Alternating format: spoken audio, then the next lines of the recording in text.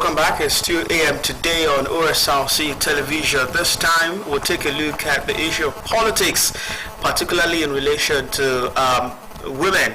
On the back of the International Women's Day, so much conversation is generated about women's participation in politics, though the theme for this year is about digital innovation and, of course, getting equality for women in that particular space. Also, as a result of the conclusion of the February 25th presidential and National Assembly election, where there are also concerns about the number of women at the National Assembly at this particular time. We are being joined on the program via the phones by a politician, Kemi Ayenumoro. She's reaching us from Lagos State, Nigeria. Good morning, ma'am. Good to have you on the program. Good morning. I appreciate this. Thank you for having me on your show this morning. Perhaps it's still safe to say Happy International Women's Day. I wouldn't know that. It's also good. So yes, that's still in a safe place to say thank you for appreciating us. All right. So there are concerns. Let's begin with participation of women in politics. At this time, there are concerns about the number of women who will be at the National Assembly in the 10th Assembly. As a matter of fact, looking at the fact that some lost re-election bid, and as it stands, there are about 3 women elected into the chamber for next assembly, particularly at the Senate.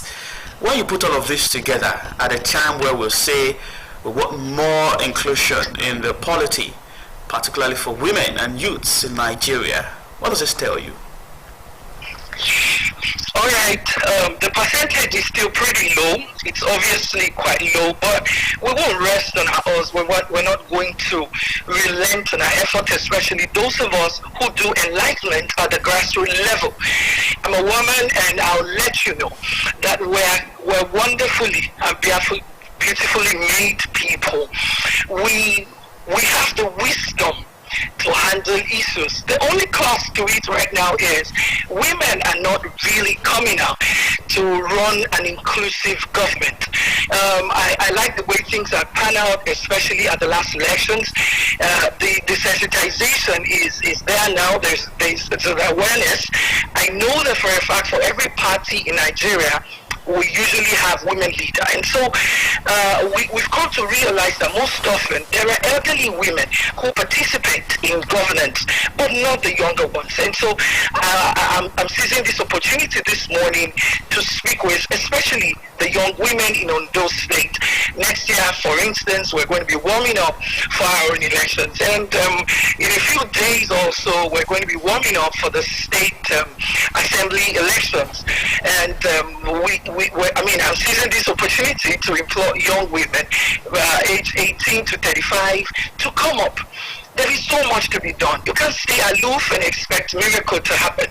You can't just fold your arms and expect that magic would come. And for the Gen Z generation, I'm pleading with them that this is all about social media governance. You have to step forward. You have to be in the game. You have to be alive and well to your responsibility, that you have to cast your vote, you have to monitor it, and you have to ensure that your candidate wins. I'll take it a step further. I'm an Elijah woman. I'm obviously from Ondo State. But I know that Elijah women today will be super proud of the fact that there are some women who are actually putting heads together to ensure that we have representation. But be that as it may, in Ondo State, I'm super proud to let you know live on TV this morning that my constituency has the only female legislator in Ondo State.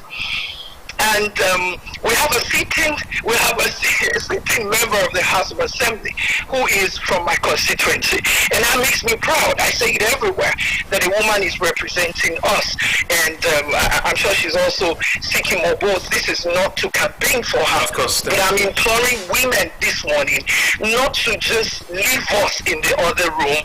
We should come up. We should stand and let the men realize that we also have a voice in governance. All right, you've spoken about low participation of the younger women in politics. Don't you think there are certain factors that are inhibiting this? or the factors that you think would inhibit a young woman who is just clicking her phone, who is just on the internet and watching things happen.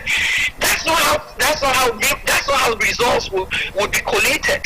There is power in number. Politics is about numbers. You just can't stay aloof. You just can't monitor. You just can't keep streaming stuff or do selfies at polling units. A lot of them step out during elections. I'm happy that the state police now they put up a post now that you're not allowed to bring pets. You're not allowed to bring your dogs to polling units. And so some of these younger women truly I don't really think there is a factor inhibiting that, because nothing stops you from looking beautiful. Nothing stops you from going to school. It's a world of choice. And so make a choice to make your vote count. Make a choice to make your voice to be heard. You're listening to me this morning by virtue of choice. I have a passion for a greater Nigeria. I have a beautiful passion for a bigger and better Ondo State. I have a passion for, I thank God today, and I'm still going to say it again. I'm from Ondo South, and I make bold to say that even the number 3 person in Ondo State, the secretary to the state government today in my state, is also a woman from my part of the state. And so those of us from the South, I'm bold, I'm happy, I'm super proud of the women in my place. And so for the younger women, they should take a cue. They should take a cue from people like Princess Oladuni Odu today. She's not young, but she's young at heart, she's energetic, she's super proud of who she is. And this should be role models for women, for younger women. And so it's not about clicking your phone. It's not about taking selfie. Some of them do not have PVCs, but you speak good English, you can argue from morning till night. No, that's not going to win elections. Your candidate is not going to win by that. And so nothing is inhibiting them. Life does not have a meaning except what you make of it. And you can only be who you want to be when you put effort into it. And so they should move their bodies. They should move their brain. They should channel this energy positively so we can have a better Nigeria. So perhaps in essence what you're saying is the fact that women need to populate the system before getting ahead. Is that what you're saying? Absolutely. We can't stay aloof. You can't just say, oh, man, I'm not bothered. You see the influx of young women in churches. You see them at public places. You see them at clubs. You see them at parties. They participate. They do all of that. You go on social media. You find all these young women on TikTok. If the same energy is channeled into governance, then we'll have better results. Right. Then we'll have things working for us. Good enough, you mentioned some names right here in Ondo State doing well, women in the political space. But there's also this question, because, when you walk on the corridor of power, you get to see some things. And when you check history book also, you find out that some things didn't start today. And that's also the issue of what I would call political apprenticeship. You find so many young boys or young men, young guys who are in a way still, trying to get into that space. At that period, you could say they are in form of political apprenticeship. But for women, hardly would you see such in terms of mentorship, having someone who is building capacity of those women, perhaps noticing that yes, this is a good young girl, and perhaps if you give her the right training, she could also do well in the political space. Some say we're not having that. Why? Okay, I know for a fact that I like that word apprenticeship, because you have to learn the ropes. But the problem with young people is, and that's why you see the social menace of young men who want to go on a ride on a 60 million naira worth of vehicle, and you haven't worked for it. And so nothing happens by chance. Nothing happens. There are no hard and fast rules about this. You have to learn.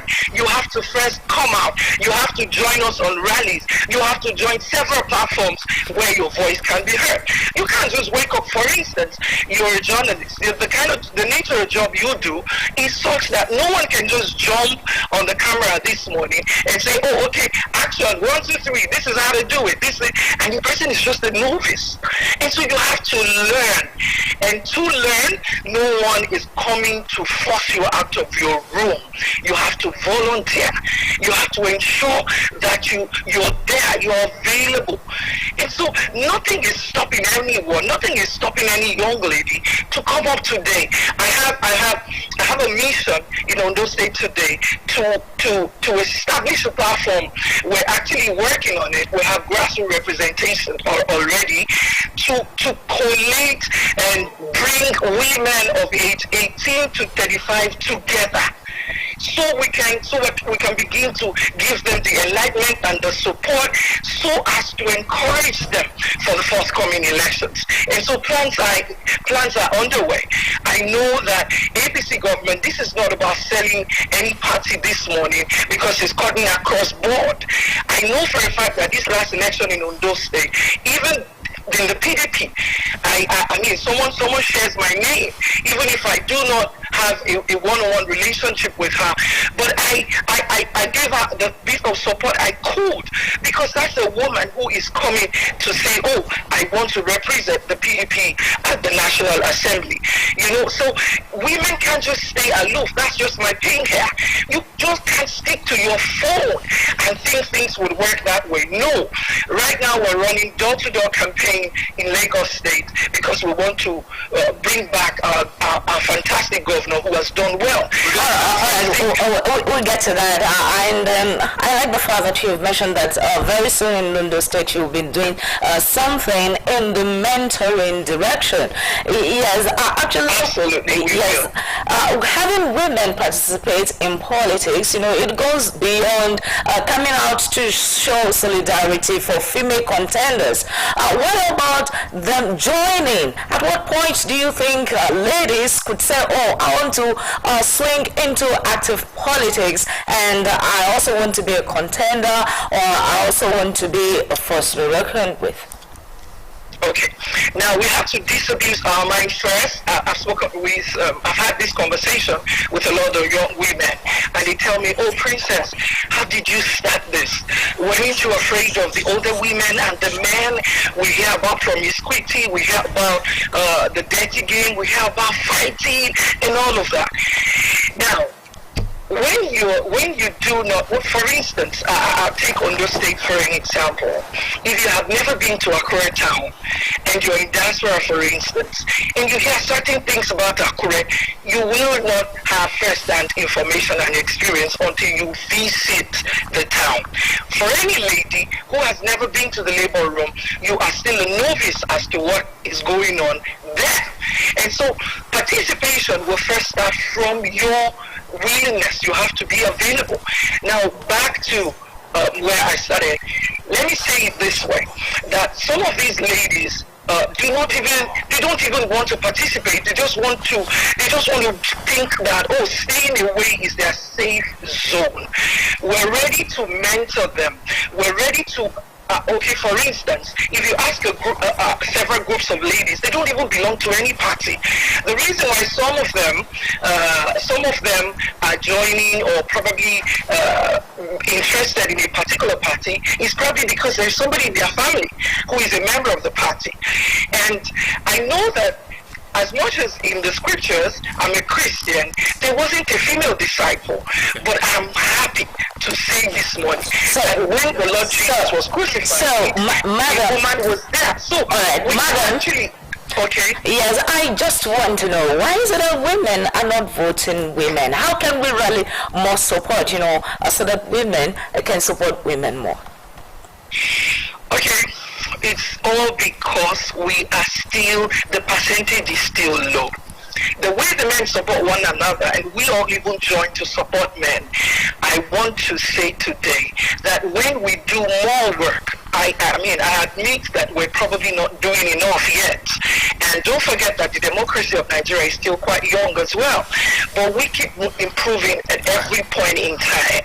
And so we're going to work harder so that we can have more women, so that this enlightenment campaign can go around and younger women can can be convinced to support other women. So we're one and the same, so we should support our gender. We should support ourselves. Let's take this conversation closer to where you are. That's in Lagos State. All right. You know, tomorrow would have been the time for Lagosians to, you know, go out to vote, but of course it will be until next Saturday, Absolutely. March 18. So, Yes. and the Lagos State is in the spotlight at this time. The incumbent governor Babajide Sanwo-Olu wanting a re-election, and of course, it would need to again slug it out with other candidates of other political parties. Bring up to speed. What exactly is the scenario playing out in Lagos? You talk about you campaigning door to door. What has led to this new dimension? Okay, the presidential election is a telltale sign to the beautiful Nigeria we're waiting for. And for those of us who have been grassroots soldiers, we are pretty happy that the younger generation are joining. You know, now it's not about, oh, my father has gone to vote and you're laying in bed. And so the move for the door-to-door is not because Mr. Governor hasn't done well. Let me let you know that even the blind can see in Lagos that we have a greater Lagos right now. Governor Babajide Sanwo-Olu is going to come in for his second term because he has done well. Now, if a child needs attention, they cry and you give attention. Now, this administration in Lagos has been super good. The scorecard of the governor is there for all to see. We have a better Lagos. Once upon a time in Lagos, when you're in your house in the middle of the night, you just hear only, you hear people shouting and all that. But all that is gone. And so Lagos is the mini London we have at the moment. You need to come check the red rail and the blue rail. You need to come and you need to have a feel. I'm sure even when people visit Lagos now, and that's the reason why you see that when you have good soup, you have good guests. You will have more guests. When your food is tasty and nice, flies would like to perch. And so the owner of the food won't allow flies to perch. And so I'm telling you that out of all the contestants, they all know the truth. We all know the truth. And we know the man who has worked, and that's the man we're voting for. And so the door-to-door campaign is just to encourage our people. It's basically to say thank you to them for the first effort and for them to do more. The result of more work, the result of work is more work. And so feedback is a food of champions. Everybody's got feedback on what he has delivered. And so we want him again. Lagos is not a land of test running. No one is going to carry out an experiment using Lagos. Lagos is a big hub in Africa. And we all know this. And so we're doing door to door to basically say thank you to those who have supported us for the first time of Mr. Governor. And we're also imploring them not to sit at home, but come out and cast their vote come March 18th for our fantastic, sellable governor Babajide Sanwo-Olu. We're making this. What you're saying in essence is the fact that the February 25 presidential election in Lagos State, where another party, outshine the ruling APC in that state, is not going to play out. But what are some of those takeaways from that election? You mentioned the fact that there are telltale signs. What areas have you identified that perhaps more work needs to go into to ensure that the governor gets a re-election? Okay. I know as a woman that if you leave your door open, stray dogs will come in, animals will come in, thieves can even come in. I think for instance, I'm in Ikeja local government, and my local government did not win the presidential election, and it was a bit embarrassing, quite embarrassing. So probably our foot soldiers, we did not do enough work. We take responsibility for that because it's pretty embarrassing. Ashwaju has done a lot for us in Lagos. He resides here with us. He's our father, and so I would not allow a stranger take my father's clothes off the line. And so we realized that we did not put in the best of efforts. But do not forget that it's also a level playing field. I wonder why people are crying foul, because opposition party won in Lagos.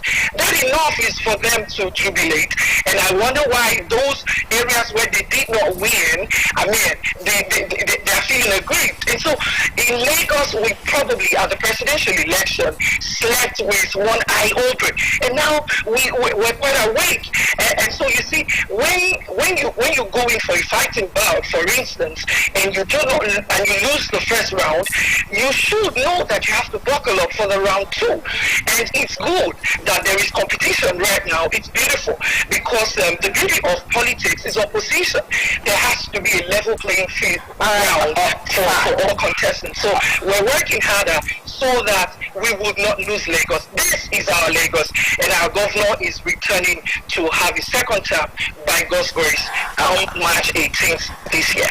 All right, good. You're talking about the competition. It's like a competition and the preparedness and all that. From some of the feedbacks one could gather online, you find that Lagosians seem to be having a lot of tribal coloration till the forthcoming election. What's your take on that? Okay, I mean, I'm smiling a bit at that because we're human, and tribe and religion has always been major factors that bring us together. I'll let you know today that even in the churches or the mosque, if somebody from your tribe or your village, I've mentioned earlier today about the member of the state assembly who comes from my constituency. And that's what we're talking about. You would always naturally be drawn. It's the way our parents, it's the way things have been. You hear people, I mean, back in the day, parents would tell you, you're a Yoruba child, do not bring an Igbo wife. Do not bring, I can't allow you to marry a Hausa. I can't do this, I can't do that. But it's now all inclusive. And so we want people to begin to realize that, look, there is something called fatherland. There is something called mother tongue. There is something called love and bond. And so your family will still remain your family. Be that as it may, Governor Sanwo-Olu today, I'll let you know that we have Igbos in our assembly in Lagos State. And so it's not about somebody, our governor is empathic about what he's doing. He's a father first. He's a man who's got the interest of other people at heart. And so we want to detribalize this, but even at that, in Ilaje land, an Igbo man will not become our Olugbo. Quickly, because of our time, let's just, Governor Oluwatimi Akeredolu some days ago put out a broadcast urging Ondo State indigents in Lagos to, go out en masse and vote for incumbent Babajide Sanwo-Olu. Is there some sort of work towards that also, right there in Lagos? Quickly. Yes, please, because I rep Ondo State. I'm a bona fide Ilaje woman, but I live and work in Ondo State, in Lagos State. And so the governor's charge is actually to people like me and a lot of other people from Ondo State who are Ondo State indigents, because this is where we make our livelihood. And so we have to ensure that our party will still win this election. And so it's all about hard work. You see the way Governor Akeredolu is working conscientiously so that he can encourage more people, more indigents of Ondo State to come out on Saturday to cast their vote for the sellable governor, our hard-working governor. And so it's just a way to go, because he sees it. You know that Governor Akeredolu is not a man who does not say what he doesn't know. As a senior advocate, he knows his audience. He knows what is good and what to support. And that's why you see that he's coming out to support his colleague and brother, because he knows that Governor Sanwo-Olu has done a lot in Lagos State, and he has to continue. Okay, let's close this conversation on this note. Quite sad though, the incident that happened yesterday in Lagos, the train and bus collision, resulting in the death of some persons and injury to others. Now the governor said 3 days of mourning, suspension of campaigns. Exactly. How are you taking that at this time? What sort of setback could this have on the political arena, or perhaps changing the dynamics of things? Okay. I mentioned that our governor is an empathic governor. I'd like to let you know that as soon as that incident happened yesterday, he paid a courtesy visit to the Lagos State University Teaching Hospital at Ikeja and immediately ordered the arrest of the driver. I'll seize this opportunity to say that the Lord will rest the soul of the dead and give their family the fortitude to bear the loss. It was really, we woke up to that and it wasn't beautiful at all.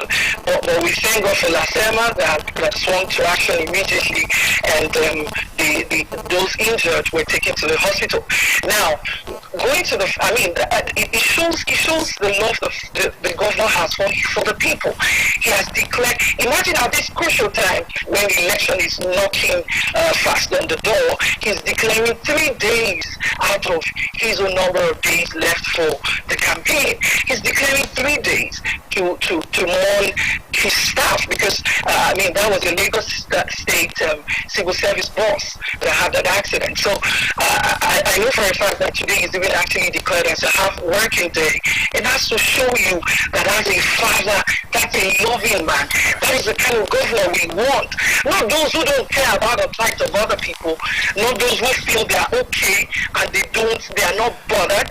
And so it won't affect us, because what we have done, the work we've done will definitely. All right. Thank you so much. Thank you so much for joining our conversation this morning. Kemi Ayenumoro, politician, speaking with us right from Lagos State. We wish you all the best as soon as the campaign resume after this period of mourning. Thank you so much for joining us. Thank you very much. Thank you. Thank you for having me. Right, that's the much we will be able to take on the program today. Our time is gone, but of course, tomorrow is no longer election. Yes, in case you had planned to sit back at home or